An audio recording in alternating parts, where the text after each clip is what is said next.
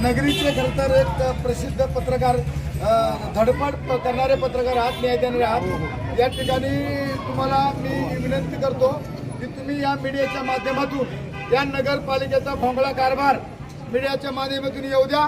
आम्ही इथं पोलीसची गाडी आलेली आहे.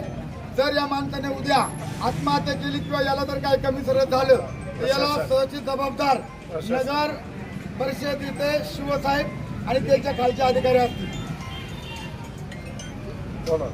तुमची काय भूमिका आहे सांगा, बोला ना. शिवसरांनी काय सांगितले? त्याला उचकून द्या. मग काय मारा? काय सांगितलं? तोपर्यंत काय फटकावा म्हणले का? मग काय सांगितलं शिवने? सर एक काम करतो तुम्ही नसतील तर तुम्ही 2 ओळीचं पत्र द्या त्यांना का समोर या. चला आम्ही ते मान्य करतो. हॅलो का तुम्ही शिवना शिवसाहेब, देवराम लांडे बोलतोय, जिल्हा परिषद अध्यक्ष. देवराम लांडे जिल्हा परिषद माजी अध्यक्ष बोलतोय सर. अहो साहेब, 6 महिने पगार नाही साहेब. ते पोराला लेकरा उपाशी आहेत आणि तो माणूस इथं आत्मदान आता नोटीस देऊन इथं आपल्या नगरपालिकेसमोर बसलेला आहे. इथं नगरीचे नगराध्यक्ष माझ्यासमोर आहेत, काही नगरसेवक आहेत. मी ऐका साहेब, तो सफाईकार आहे आणि आज शिवाजी महाराजांचे आज जन्मदिन आहे.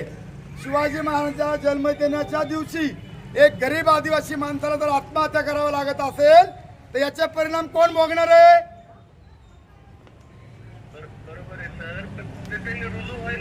मला एक सांगा साहेब, तुम्ही मला फोनवर बोला, इथं मीडिया आहे, तुम्ही त्यांना रुजू करून घ्या. याला फाटा फोडू नका. आणि जर तुम्ही याला न्याय दिला नाही, जर उद्या यानं आत्महत्या केली, आजचा दिवस आहे, शिवाजी महाराजांचा जन्मदिवस आहे, आणि जर उद्या तुम्ही या माणसाला केले नाही तर मी 1000 मावळे आणून या नगरपालिकेसमोर मी आंदोलन करीन.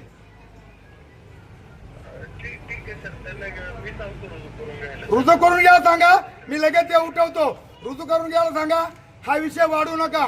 तुम्ही युट्यूबच्या माध्यमातून माझ्या बातम्या पाहिल्यात.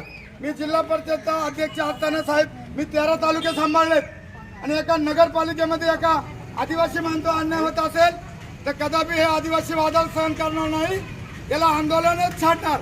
तुम्ही मला फोनवर सांगा, लगेच रुजू करून घ्या सांगा. तुमच्या अधिकाऱ्यांशी बोला.